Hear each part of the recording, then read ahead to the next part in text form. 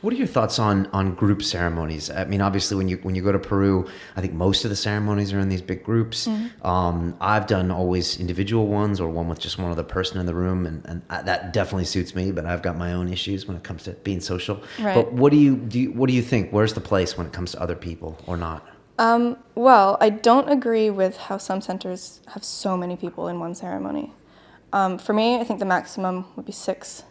And the reason is because, the shaman generally, they make sacred space and they hold it throughout the whole ceremony. And they're also individually looking into the people in the ceremony and, healing certain parts. And with a group of more than, 6, it's too chaotic. It's too much for one shaman to do. So yeah, the less people in ceremony, the better.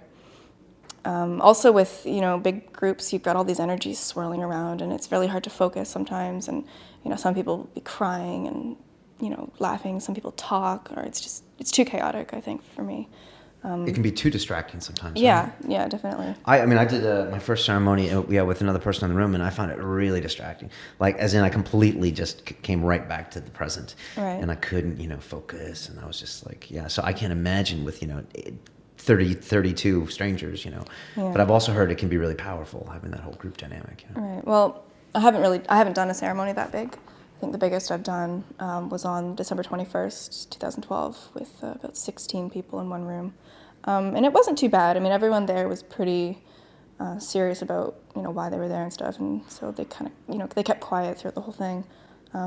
But I think a bunch of first timers in one room I wouldn't want to do that. Right. It could ruin the experience, right? Yeah.